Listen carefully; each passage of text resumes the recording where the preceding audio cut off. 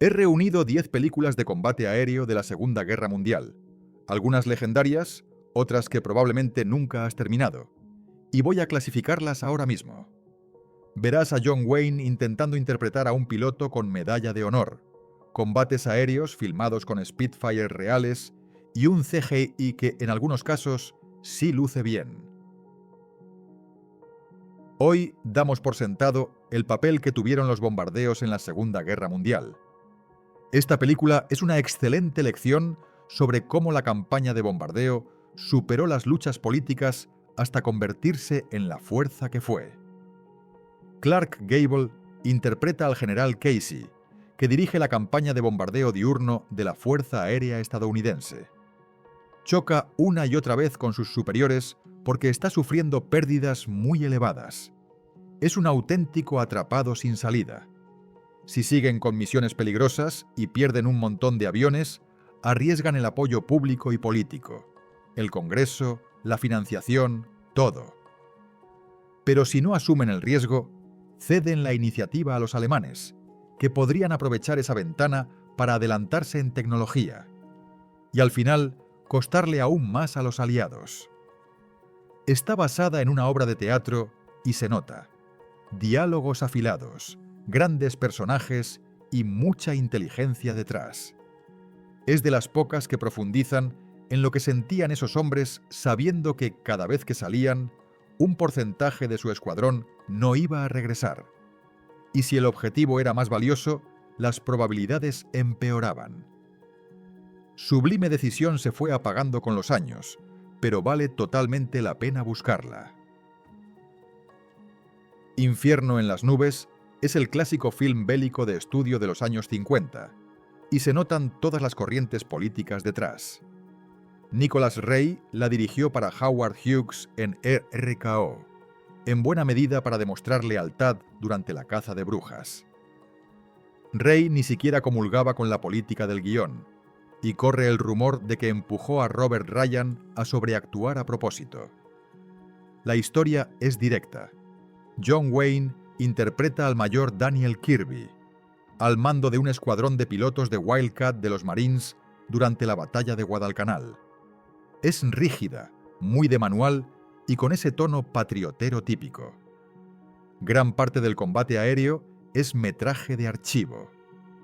Detrás del personaje de Wayne hay una historia real. Se basa en el capitán John Smith, condecorado con la Medalla de Honor y uno de los máximos ases de los Marines en Guadalcanal.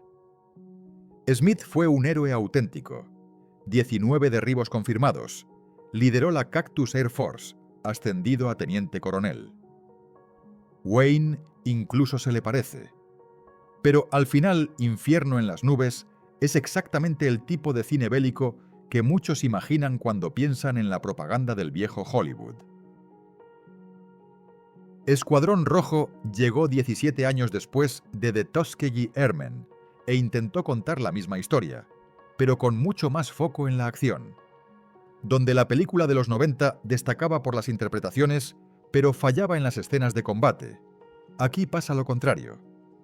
Las secuencias aéreas son realmente buenas, de lo mejor que verás en una película sobre la Segunda Guerra Mundial. Si se pudiera combinar el trabajo de personajes del film de los 90 con los combates aéreos de esta, saldría un clásico. Pero lo que ofrece Escuadrón Rojo son batallas de aviones muy logradas entre personajes planos y conflictos de guión estándar. George Lucas fue productor ejecutivo y dirigió algo de material adicional. Contaron con el Dr. Daniel Holman, uno de los grandes expertos en los Tuskegee Airmen, como asesor técnico. Elogió el espíritu de la película, pero no se contuvo con la precisión histórica. La película es, en general, buena, pero tiene muchas inexactitudes. Señaló varias gordas. Hay una escena en la que los Tuskegee Airmen destruyen un destructor alemán ametrallándolo. Eso nunca ocurrió. También se afirma que fueron el único grupo de escolta en una gran misión a Berlín, cuando en realidad participaron 5 grupos. Aún así, si lo que quieres es ver grandes combates aéreos, esta película cumple. Memphis Belle Es una de esas versiones de Hollywood sobre una historia real. Sigue a una joven tripulación de un B-17 en su última y más peligrosa misión. El objetivo está fuertemente defendido, y la película quiere que sientas la tensión. Es, básicamente, una versión ficcionada de la 25ª y última incursión de bombardeo de la Memphis Belle sobre Alemania. Está basada en un documental de William Wyler y se gana muchos puntos por cómo maneja el combate aéreo. El historiador militar James Rogers la elogió por la autenticidad de esas escenas y por mostrar lo que realmente supone volver a casa tras la guerra. Durante unos 20 minutos hay material genuinamente potente. La charla entre la tripulación, cada uno en su papel, y la tensión creciendo a medida que se acercan al objetivo. Hay un momento en que otro bombardero del grupo cae abatido por un caza y lo sientes junto a la tripulación. Solo por esa parte ya merece verla. El problema es que fuera de esas secuencias se acumula el melodrama. Todo lo que puede salir mal, sale mal. Llega un punto en que casi ves al guionista intentando subir la apuesta a cada escena. Hay una buena película aquí, pero hay que excavar entre mucho sensacionalismo de Hollywood. En el 6 está este clásico bélico británico. La isla de Malta está en pleno Mediterráneo, un lugar estratégico, y eso la convirtió en un objetivo enorme durante la guerra. La película se centra en el asedio del Eje a Malta. Alec Guinness interpreta a un piloto de reconocimiento y Jack Hawkins al comandante de la isla. La historia funciona como un microcosmos de la propia Gran Bretaña al principio de la guerra. Dependiente de los cazas para enfrentarse a las constantes incursiones aéreas del Eje y de los convoyes navales para recibir suministros, o quedar totalmente aislada. Las secuencias aéreas cumplen, aunque predominan las maquetas y algo de metraje de archivo. Hay una subtrama con una familia maltesa y el personaje de Guinness, pero el foco real es la historia militar, y ahí es donde mejor funciona. No llega al nivel de The Cruel Sea o de Desert Rats, del mismo año, pero es una pieza sólida de esa era dorada del cine bélico británico. Si te gustan las películas de guerra clásicas, esta es una buena candidata. Otro film bélico británico, esta vez de ficción. El escuadrón tiene la misión de destruir una planta de combustible para cohetes nazi escondida en un fiordo noruego. La idea es que si sobrevive, los nazis podrán abastecer sus buedos y amenazar los desembarcos del día D. Cliff Robertson lidera el escuadrón. Está quemado, pero decidido. Vuelan de Havilland Mosquito entre montañas, lo que da imágenes estupendas. El segundo acto complica las cosas. Un miembro de la resistencia noruega es capturado por las SS y los británicos deciden bombardear la sede de la Gestapo para impedir que hable y salvar la misión. Es un buen giro, mucho más interesante que el relleno habitual en el medio de estas películas. La carrera final de bombardeo mezcla miniaturas, vuelo real y cabinas de rodaje. Los efectos acusan el paso del tiempo y se repiten algunas tomas, pero el montaje lo cohesiona y entrega un clímax bastante sólido. No es una obra maestra, pero es una entrada firme en la filmografía bélica británica. En el 4 está Los destructores de diques. Es una película británica sobre la invención y el primer uso de las llamadas bombas rebotadoras.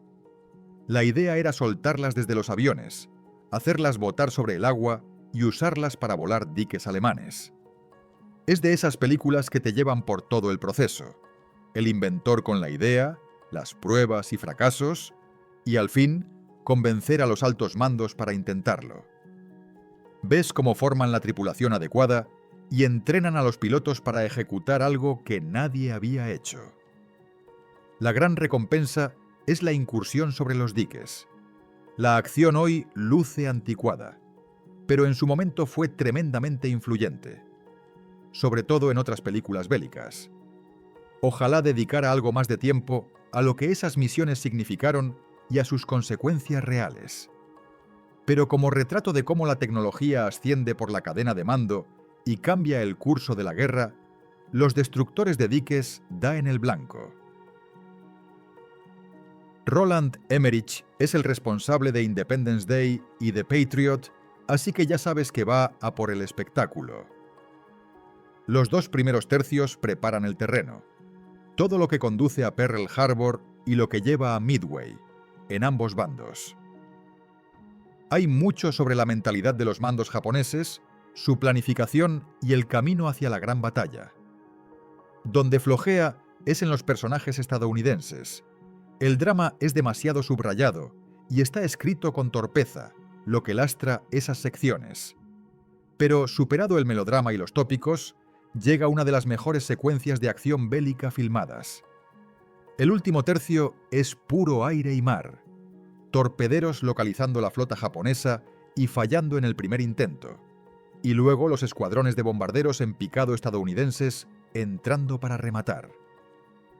Esas carreras de bombardeo son lo mejor, rodadas de forma que realmente transmiten tensión y escala. Hay imágenes enormes, barcos por todas partes, aviones cruzando el cielo, fuego antiaéreo iluminando el encuadre. Si quieres ver acción aérea real, esta es tu película. Sigue siendo probablemente la mejor sobre lo que era volar y combatir como piloto. No hay CGI aquí. Solo aviones reales, vuelos reales y mucho esfuerzo por acertar con los detalles históricos. Está en la línea de los viejos épicos bélicos como El día más largo o La batalla de las Ardenas, pero centrada en los cielos.